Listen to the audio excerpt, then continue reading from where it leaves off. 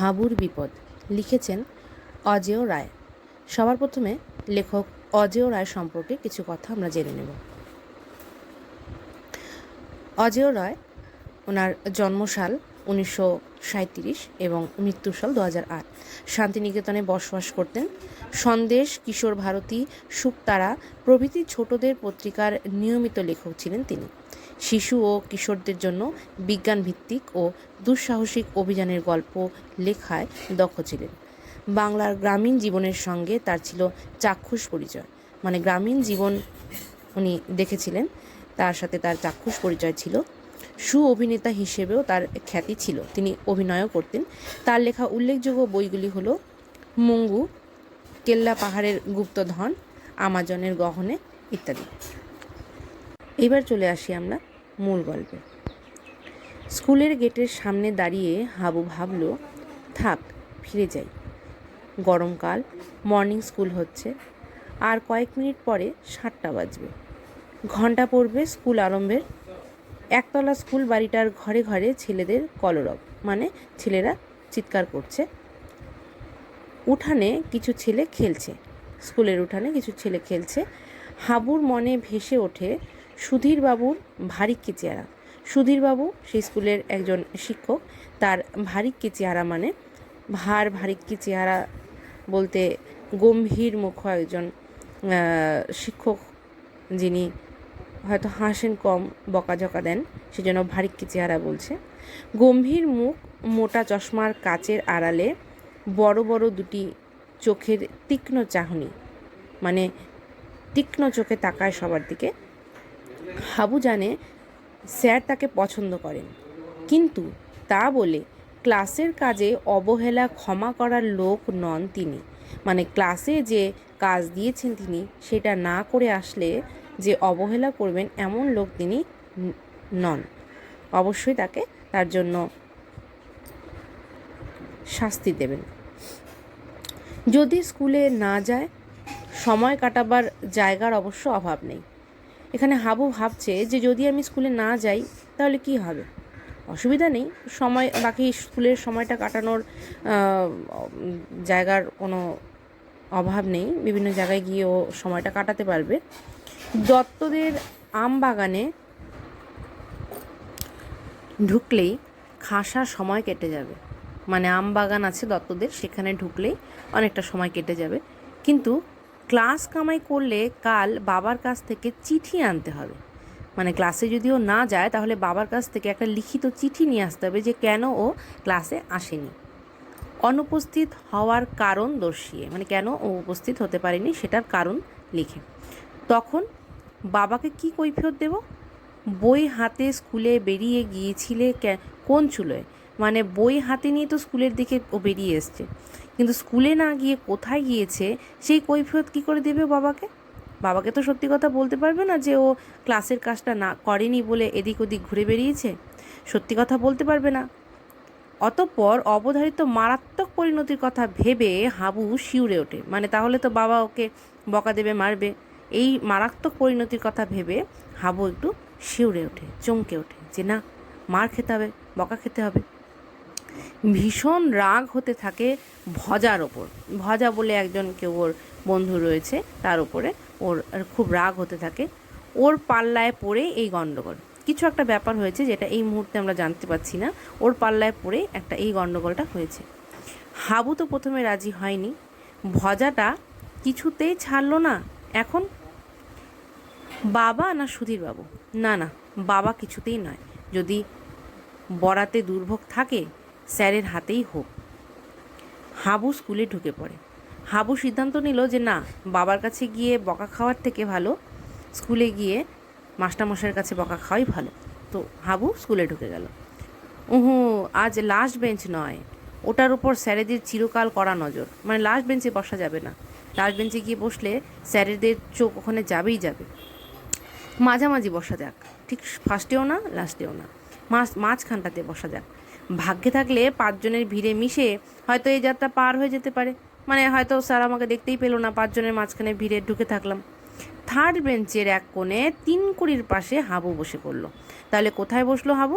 Third বেঞ্চে গিয়ে বসলো। আর কার পাশে গিয়ে বসলো? 3 কুড়ির পাশে বসলো।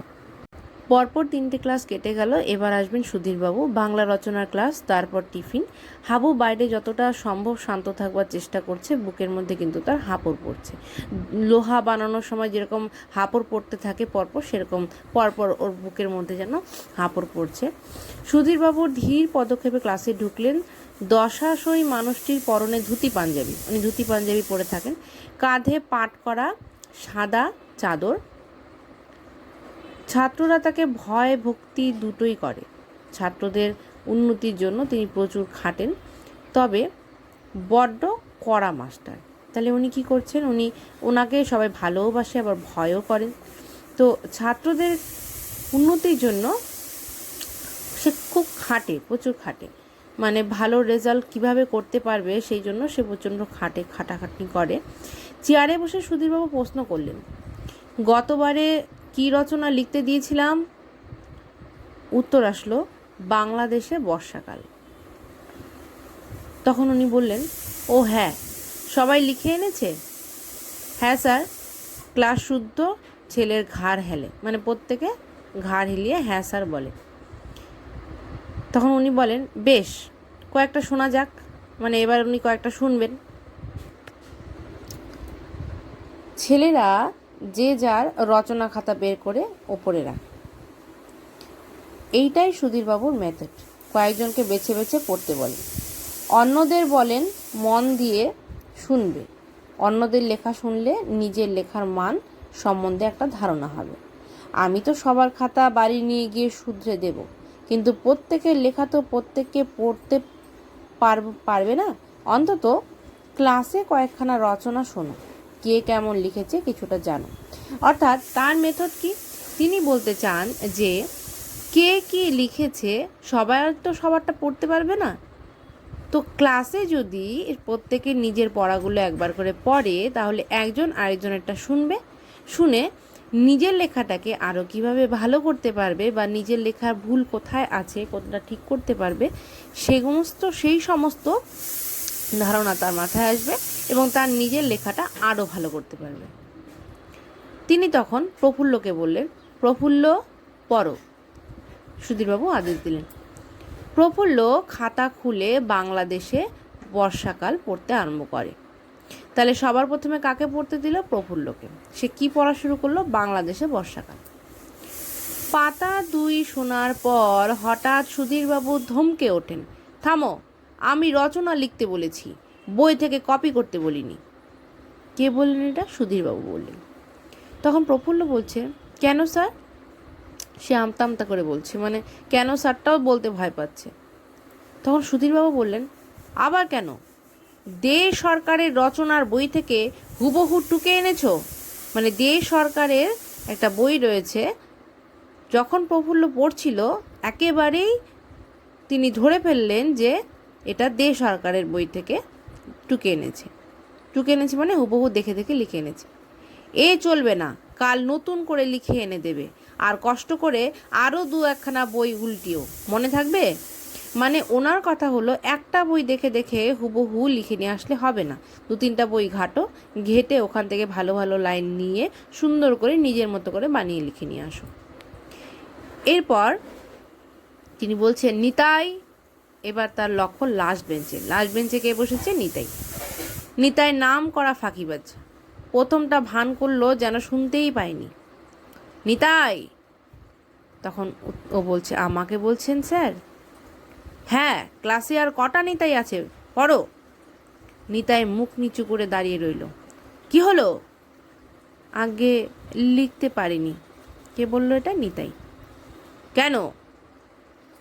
আগে সময় পাইনি, মায়ের অসুখ। কে বলল এটা? নিতাই। তখন সুধীরবাবু বলছেন, ও, তোমায় বুঝি মায়ের সেবা করতে হয়েছে? 2 দিদি কি করছিল? তারপর নিতাই বলছে, আগে বারবার ডাক্তার ডাকা, ওষুধ আনা করতে হয়েছে কি না, বাবার মোটে সময় নেই, তাই। কি হয়েছে তোমার মায়ের? নিতাই বলছে, জ্বর, সর্দি, কাশি। তখন তিনি বলছেন, এখন কেমন আছেন? নিতাই বলছে, জ্বর ছেড়েছে, আজ ভাত খেয়েছেন। তখন তিনি চিৎকার করে বলে উঠলেন, মিথ্যাবাদী! সুধীরবাবুর গর্জনে সারা ক্লাস কেঁপে ওঠে। গতকাল তোমার মাকে দেখেছি গোসাই বাড়িতে কীর্তন শুনছেন। দাঁড়িয়ে থাকো ওই কোণে, টিফিনেও বেরোবে না, দাঁড়িয়ে থাকবে। কালকেই তোমার রচনা চাই। এই নিয়ে পরপর 2 দিন হলো। ফের যদি রচনা আনতে ভুল হয় তাহলে তোমার কপালে দুঃখ আছে, মনে থাকবে? মনে থাকবে। সুধীরবাবুর এটি মুদ্রাদোষ। মনে থাকুক না থাকুক তিনি সবাইকে বলে যান, মনে থাকবে। এই কথাটা সুধীরবাবু বারবার বলে থাকেন, কি মনে থাকবে। এরপর প্রশান্ত, ফার্স্ট বয় প্রশান্ত খাতা বাগিয়ে বুক ফুলিয়ে উঠে দাঁড়ায়। স্বাভাবিক, ফার্স্ট বয় সবসময় দেখবে নিজের লেখা রেডি রাখে, এবং সে এখানেও তাই বলা শুরু করলো।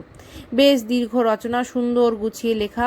বর্ষার বর্ণনায় কয়েকটা তাল মাফিক কবিতার উদ্ধৃতিও রয়েছে। মানে বর্ষাকে নিয়ে কতগুলো কবিতার উদ্ধৃতিও তিনি সে প্রশান্ত তুলে ধরেছে।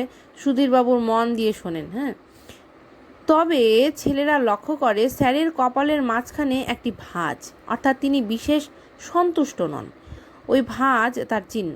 মানে লেখাটা হয়েছে, ফার্স্ট বয় লিখেছে ঠিকই, কিন্তু লেখাটা কেন জানি তার তবু খুব একটা পছন্দ নয়, সেটা মুখ দেখেই বোঝা যাচ্ছে। প্রশান্তের পাঠ শেষ হলে সুধীরবাবু বললেন, ভালো হয়েছে, তবে আরেকটু মৌলিক হওয়া উচিত। মানে সবার থেকে আলাদা যেটা হয় সেটা হলো মৌলিক। তো সেরকম মৌলিক হতে বলেছে। শুধু রচনা বইগুলোর ওপর নির্ভর করবে কেন, চাই নিজস্ব ভাব ভাষা। মানে এবার বলছে তিনি যে শুধু রচনার বই দেখে দেখেই লিখবে কেন। আগের বার বলেছিল যে বিভিন্ন ধরনের রচনা বই দেখে দেখে মিলিয়ে গুছিয়ে লেখো। এবার বলছে যে শুধু রচনার বইয়ের ওপর নির্ভর করবে কেন, নিজের ভাব ভাষা দিতে হবে ওর মধ্যে, নিজের অভিজ্ঞতার বর্ণনা। তবেই রচনার প্রকৃত সাহিত্যিক মূল্য আসবে, মনে থাকবে। প্রশান্ত একটু ক্ষুণ্ণ মনে বসে পড়ে। মানে প্রশান্ত তো প্রথম ফার্স্ট বয়, তার মনে হয়েছিল তার লেখা সব থেকে ভালো হবে, তা না হয়ে তার লেখাতেও খুঁত ধরল সুধীরবাবু। তাই তার মনটা একটু খারাপ হলো, সে বসে পড়ল। সুধীরবাবুর সন্ধানী দৃষ্টি ঘুরছে। এবার সুধীরবাবু খুঁজছে কাকে দাঁড় করানো যায়, এবার কাকে পড়ানো যায়। করতে করতে তিনি এবার কাকে বললেন, হাবুল চন্দ্র। সেই হাবুল, যেই হাবুলের ভয় ছিল যে স্কুলে এসে ঢুকবে না। হাবু নিজের কানকে যেন বিশ্বাস করতে পারে না। হাবুল! হাবু হঠাৎ উঠে দাঁড়ায়। উফ, কি ভাগ্য তার! মানে সবার ভেতরে সেই থার্ড বেঞ্চে 5 জনের মাঝখানে গিয়ে বসলো, তারপরেও তাকে খুঁজে পেল, তাকে ডাক দিল। এইবার সুধীরবাবু বলছেন, পড়ো তোমার রচনা। হাবু একটু ইতস্তত করে কয়েকবার ঢোক গেলে, মানে সে তো লিখেই আনেনি, সে কি করে বলবে, তাই সে ইতস্তত করে কয়েকবার ঢোক গেলে। দেরি করছো কেন, মানে দেরি করছো কেন, পড়ো।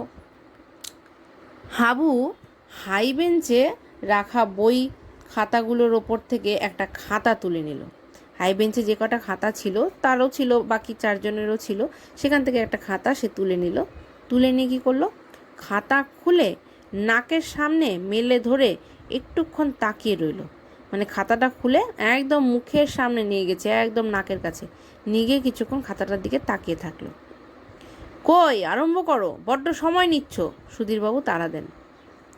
তখন হাবুল বলে, হ্যাঁ স্যার। হাবু পড়তে শুরু করে। আষাঢ় ও শ্রাবণ এই 2 মাসকে বাংলাদেশে বর্ষাকাল বলে। এই 2 মাসে প্রচুর বৃষ্টি পড়ে, তাই এই ঋতুর নাম বর্ষা। বর্ষার আগে গ্রীষ্মকাল। প্রচণ্ড গরম পড়ে তখন। মাঠঘাট শুকিয়ে খটখটে হয়ে যায়। ডোবা পুকুরে জল যায় মরে। সূর্যের তাপে মানুষজন, পশু পাখি, গাছপালা সবাই হাঁসফাঁস করতে থাকে। মাঝে মাঝে ঝড় বৃষ্টি হয় বটে, তবে বৃষ্টি 2-1 পশলা। ঝড়ের দাপটটাই হয় বেশি। জ্যৈষ্ঠের শেষাশেষি আকাশে কালো কালো মেঘ জমতে শুরু করে। আষাঢ় মাসে নামে অঝোর বৃষ্টিধারা। বর্ষা এসে সব কিছু ভিজিয়ে দেয়, প্রকৃতি স্নিগ্ধ হয়ে ওঠে। হাবু প্রথম দিকটাই ঠেকে ঠেকে আস্তে আস্তে পড়ছিল। ক্রমে তার পড়ার গতি বাড়ে, বেশ ঝরঝর করে বলে চলে। বর্ষা নামে বাংলাদেশের সব জায়গায়, শহরে গ্রামে জঙ্গলে পাহাড়ে। শহরে বর্ষা কোনো দিন দেখিনি, তবে গ্রামে থাকি কি না, তাই প্রতি বছরই বর্ষাকালে গ্রামের অবস্থা কেমন হয় বেশ জানি। দেখতে দেখতে মজে যাওয়া পুকুর, ডোবা, খাল, বিল জলে ভরে ওঠে। রাস্তাঘাট হয় কাদা প্যাচ প্যাচে, চলতে ফিরতে তখন ভারী অসুবিধা। কাগজে পড়েছি শহরের রাস্তা টাস্তা ভালো, কাদা হয় না, কিন্তু সেখানেও রাস্তায় জল জমে। কাগজে ছবি দেখেছি কলকাতার কোথাও কোথাও এক কোমর জল দাঁড়িয়েছে, লোকে নৌকা চালাচ্ছে। এই তিনকড়ি, মুখ নামাও, সুধীরবাবু ধমকে ওঠেন। কারণ তিনকড়ি মুখ উঠে তাকিয়েছিল কার দিকে? ওই হাবুলের দিকে। তিনকড়ি হাঁ করে হাবুর খাতার পানে চেয়েছিল, তৎক্ষণাৎ ঘাড় নামায়। হাবুও চমকে পড়া বন্ধ করে। তারপর? সুধীরবাবু চেয়ারে হেলান দিয়ে আরাম করে বসেন। হাবু আরম্ভ করতে একটু দেরি করে খাতার উপর চোখ রেখে দাঁড়িয়ে থাকে। কি হলো? নিশ্চয় নিজের হাতের লেখা নিজেই পড়তে পারছো না? না, বকে বকেও হাতের লেখার উন্নতি করা গেল না ছেলেটার, সুধীরবাবু ভাবলেন। হাবু আবার পড়ে। তবে বর্ষাকালে চাষিদের ভারী ফুর্তি, বৃষ্টি ভালো হলে চাষ ভালো হবে, অনেক ফসল উঠবে ঘরে। যে বছর বৃষ্টি কম হয় সেবার তাদের মাথায় হাত। বাগদিপাড়ার রামু অনাবৃষ্টির বছরে আমাদের গোলা থেকে ধান নিয়ে যায়, নইলে যে তার ছেলে বউ না খেতে পেয়ে মরবে। বেশি বৃষ্টির আবার বিপদ আছে, নদীতে বন্যা হয়। আগের বছর আমাদের গায়ের পাশের খরস্রোতা নদীতে বান ডাকলো, দুপাশের মাঠ ভেসে গেল, কত শস্য ক্ষেত ডুবে নষ্ট হলো। গায়ের মধ্যেও জল ঢুকে এসেছিল, ছোট ছোট অনেক মাটির ঘর পড়ে গেল। মাঝরাত্রিরে বান এসেছিল, ভাগ্যিস দুলে মাঝি হাঁক দিয়ে ডেকে সবাইকে সাবধান করে দিল, নইলে অনেকে ভেসে যেত। আমাদের বাড়িতে অনেক পরিবার এসে আশ্রয় নিয়েছিল সে রাতে। সুধীরবাবু মন দিয়ে শোনেন। খাসা লিখেছে, বই টইয়ের ধার ধারেনি, সব নিজের অভিজ্ঞতা। ভাষ্যটিও সুন্দর। ছেলেটা চর্চা রাখলে বড় হয়ে নির্ঘাত সাহিত্যিক হবে। ফার্স্ট বয় প্রশান্ত পাশের ছেলেকে কনুই দিয়ে মৃদু খোঁচা মারল। শুনছিস? সে আবল তাবল। পয়েন্ট কই? সে ফিসফিসিয়ে বলে। মানে ফার্স্ট বয়েরও একটা হিংসা হচ্ছে যে ওর লেখা স্যার অতটা ভালো করে শুনলো না যতটা হাবুলের লেখা শুনছে। এবার তিনকড়িকে ডাকলো। তিনকড়ে আবার ঊর্ধ্বগ্রীবা বিস্ফোরিত নয়নে হাবুর মুখের দিকে চেয়েছিল। স্যারের ধমক শুনে মাথা নামায়, মানে ও আবার তাকিয়েছিল, আবার মাথা নামালো। হাবু পড়ে যায়। বর্ষাকালে তার গ্রামের জীবনে নানান বিচিত্র কাহিনী। বর্ষায় নাকি অসুখ বিসুখ খুব বাড়ে, বিশেষত পেটের অসুখ আর সর্দি জ্বর। তার ডাক্তার বাবা নাকি নাওয়া খাওয়ার সময় পায় না তখন। গাছে গাছে নতুন সবুজ পাতা বেরোয়, কখনো কখনো সারা রাত টিপ টিপ করে বৃষ্টি হয়, আর ব্যাঙগুলো পাল্লা দিয়ে হেলে গলায় গান জোরে। হাবু শুয়ে কান পেতে শোনে, ভারী মজা লাগে। জলে গর্ত বুঝে যাওয়ার মাঝে মাঝে ঘরের দাওয়ায় সাপ উঠে আসে। প্রত্যেক বছরই গ্রামের দু একজনকে সাপে কামড়ায়। ভোরবেলা চাষিরা লাঙল কাঁধে হেঁট হেঁট করে গরু তাড়িয়ে খেতে যায়, দুপুরেও মাঠে থাকে। তাদের ঘরের লোক ভাত নিয়ে যায় দুপুরে খাবার জন্যে। আরও অনেক কিছু লিখেছে সে, মাঝে মাঝে পাতা উল্টিয়ে বলে চলে। দেখো এখানেও পাতাও কিন্তু উল্টাচ্ছে। বর্ষাকালে গ্রামে তাদের কী সব পালা পার্বণ ব্রত হয়। ওই সময় স্কুলে নাকি ছাত্র কম আসে, তাদের খেতে কাজ করতে হয়, তাই ছুটি নেয়। হাবুর কাজ করার দরকার নেই, তাই রোজ স্কুলে আসতে বাধ্য হয়। এমনি কত কি। হাবুর রচনা শেষ হলো। সুধীরবাবু স্মিত মুখে বললেন, বেশ হয়েছে, নিজের লেখা জিনিস লিখেছে, খুব ভালো, তবে আর একটু গুছিয়ে লেখা দরকার। তিনি ঘড়ি দেখলেন, ক্লাস শেষ হতে আর 15 মিনিট বাকি। এবার সামনের সপ্তাহে রচনার বিষয়টা দিয়ে দেবেন, আর এ সপ্তাহের খাতাগুলো নিয়ে নেবেন সংশোধনের জন্য। হরিপদ, খাতা নাও। এবার হরিপদকে সে বলল খাতাগুলো নিয়ে নেওয়ার জন্য সবার থেকে। মনিটর হরিপদ হলো মনিটর। প্রত্যেকের কাছে গিয়ে রচনা খাতা সংগ্রহ করতে লেগে যায়।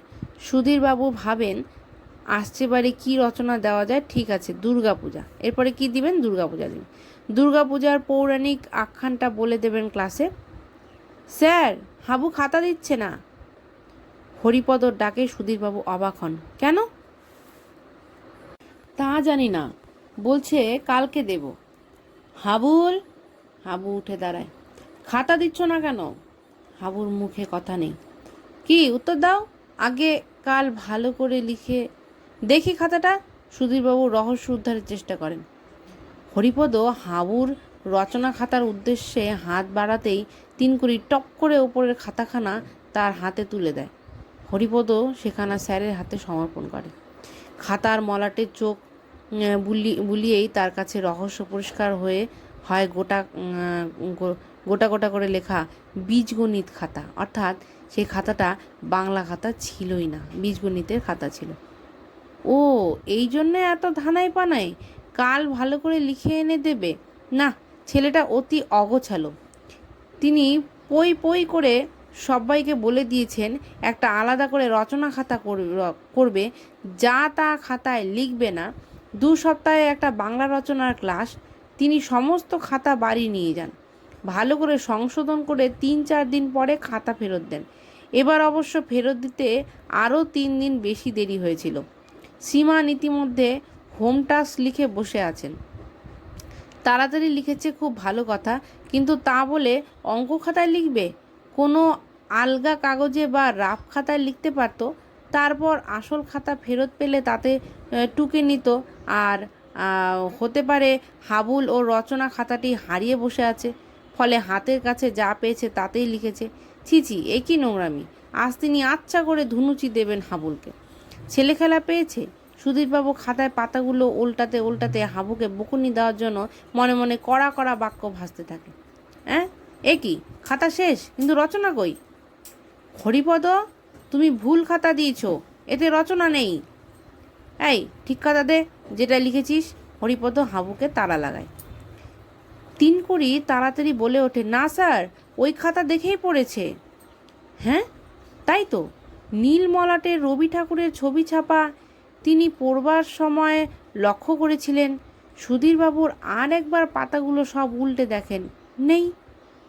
ব্যাপার কি? ম্যাজিক নাকি? তিনি কি রকম ঘাবড়ে যান। তিনি শুনলেন, ক্লাসের ছেলেরা শুনল, অত বড় লেখাটা পড়ল। হাবু, এই খাতা দেখেই পড়েছ? হ্যাঁ। হাবু ঘাড় নেড়ে সম্মতি জানায়। তবে লেখা কই? হাবু নীরব নিষ্পদ। কি? উত্তর দাও। হাবু চুপ। তবে কি? সম্ভাবনাটা বিদ্যুতের মতো তার মস্তিষ্কে উদয় হয়, কিন্তু এই যে অবিশ্বাস্য। তবে কি মানে, তুমি কি লেখনি, বানিয়ে বানিয়ে বললে? হ্যাঁ স্যার, ক্ষীণ কণ্ঠে হাবুর উত্তর আসে। সুধীরবাবু হতভম্ব। তার 20 বছরের মাস্টারি জীবন, এটা একটা প্রশ্ন হতে পারে, 20 বছরের মাস্টারি জীবনে এ সমস্যা একেবারে অভিনব, কখনো শোনেননি। প্রথমেই তার কান গরম হয়ে উঠল রাগে। কি আস্পর্ধা! বেমালুম ঠকালো আমাকে, বেয়াদব! কিন্তু সঙ্গে সঙ্গে দ্বিতীয় চিন্তাটা মাথায় আসে। চশমার পুরু কাচের ভিতর থেকে সুধীরবাবু বড় বড় চোখ দুটোর স্থির দৃষ্টি হাবুর ওপর নিবন্ধ। শুধু হাবু নয়, গোটা ক্লাস কাঠ হয়ে আছে ভয়ে। হাবুর ভবিষ্যৎ ভেবে সবাই আতঙ্কিত। সবাই ভাবছে এই অপরাধের কি শাস্তি হবে এবার হাবুর। হাবু মনে মনে জপছে, হে ভগবান, যা হয় স্কুলে বাবার কানে যেন না পৌঁছায়। হে ভগবান, দয়া করো। তখন সুধীরবাবুর মাথায় ঘুরছে অদ্ভুত কাণ্ড। অতখানি রচনা সে বানিয়ে বানিয়ে বলে গেল, আর অমন সুন্দর করে আশ্চর্য! সত্যি বলতে কি, তার ইচ্ছে করছে নেমে গিয়ে ছেলেটার পিঠ চাপড়ে বলেন, সাবাস। না, অতটা বাড়াবাড়ি করা ঠিক হবে না। ক্লাসে ডিসিপ্লিন রাখা তাহলে শক্ত হয়ে পড়বে।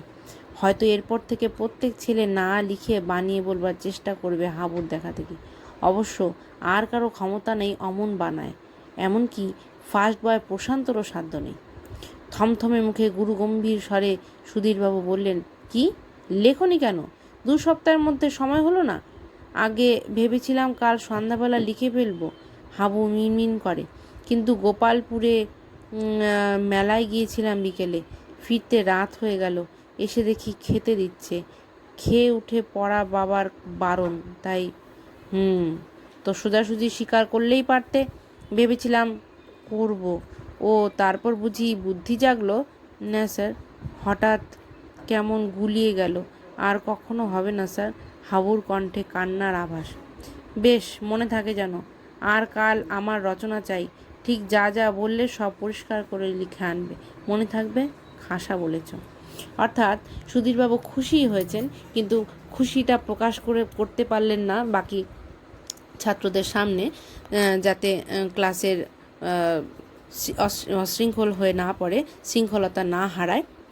তো এই ছিল আমাদের একটি সুন্দর গল্প, একটা ক্লাসের কাহিনী, হাবুর কাহিনী। হাবুর বিপদ নামটা দেওয়াই হয়েছে এই কারণে, কারণ হাবু ভেবেছিল রচনা লিখে আনিনি, তাই ওর একটা বিপদ হতে চলেছে। কিন্তু সেই বিপদটা আসলে হয়নি। আসলে ওদের যে শিক্ষক, তিনি খুশি হয়েছেন হাবুর উপরে।